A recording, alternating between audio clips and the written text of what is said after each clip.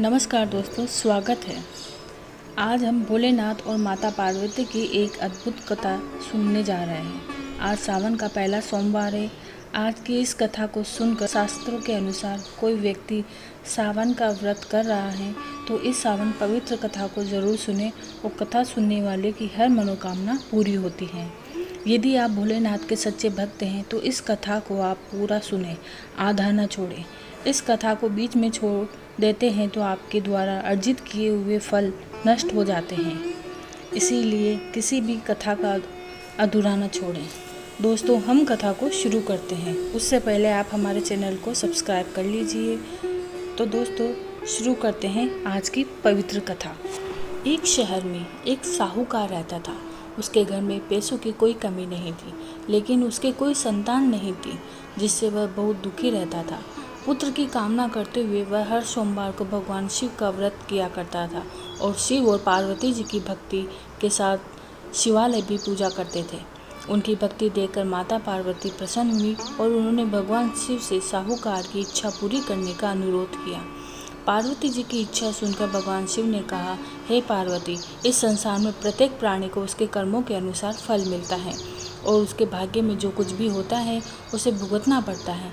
लेकिन पार्वती जी ने साहूकार की आस्था को बनाए रखने की इच्छा पूरी करने की इच्छा व्यक्त की।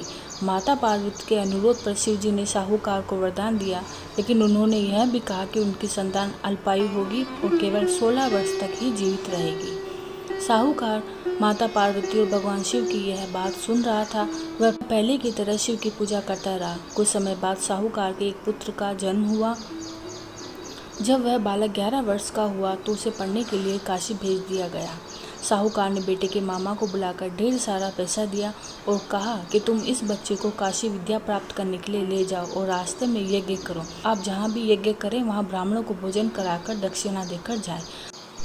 मामा भांजे दोनों एक ही तरह से यज्ञ करते थे और ब्राह्मणों को दक्षिणा दान करते थे और काशी की ओर चले जाते थे। राठे में एक नगर था जहाँ नगर के राजा की पुत्री का विवाह होने वाला था, लेकिन जिस राजकुमार से उसका विवाह तय हुआ था वह कान्हा था और इस बात की जानकारी राजा को नहीं थी। राजकुमार ने इस बात का लाभ उठाकर अपने स्थान पर साहूकार के बेटे को दूल्हा बना दिया, लेकिन साहूकार का बेटा ईमानदार था। उसने अवसर का लाभ उठाया और राजकुमारी के दुपट्टे पर लिखा कि तुम मुझसे शादी कर चुकी हो, लेकिन जिस राजकुमार के साथ तुम्हें भेजा जाएगा वह एक आँख वाला कान्हा है। मैं काशी पढ़ने जा रहा हूँ। जब राजकुमारी ने चुन्नी पर लिखे शब्दों को पढ़ा तो उसने अपने माता पिता को यह बात बताई। राजा ने बारात को लौटा दिया और अपनी बेटी को अपने पास रहने दिया। उधर साहूकार का लड़का और उसके मामा काशी पहुँचे। वहाँ जाकर यज्ञ किया। लड़के की उम्र के दिन जब वह 16 वर्ष का था, एक यज्ञ किया गया।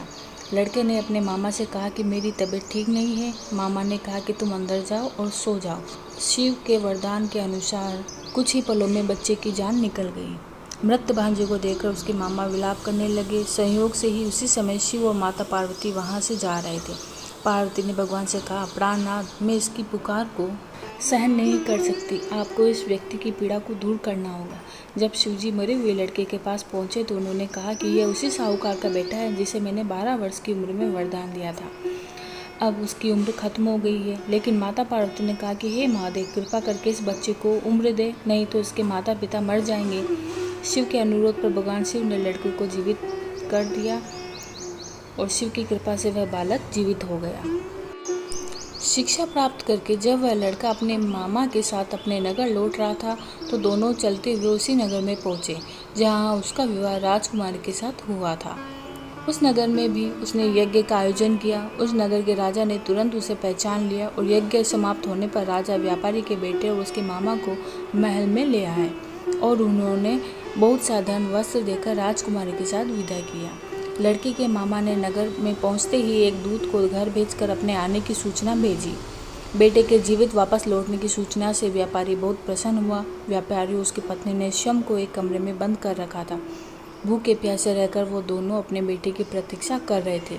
उन्होंने प्रतिज्ञा कर रखी थी कि यदि उन्हें अपने बेटे की मृत्यु का समाचार मिला तो वो दोनों अपने प्राण त्याग देंगे।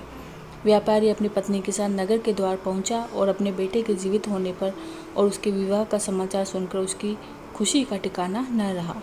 उसी रात भगवान शिव ने व्यापारी के सपने में आकर कहा, हे श्रेष्ठी, मैंने तेरे सोमवार व्रत करने और व्रत कथा सुनने से प्रसन्न होकर तेरे पुत्र को लंबी आयु प्रदान की है। ऐसा सुनकर व्यापारी काफ़ी प्रसन्न हुआ।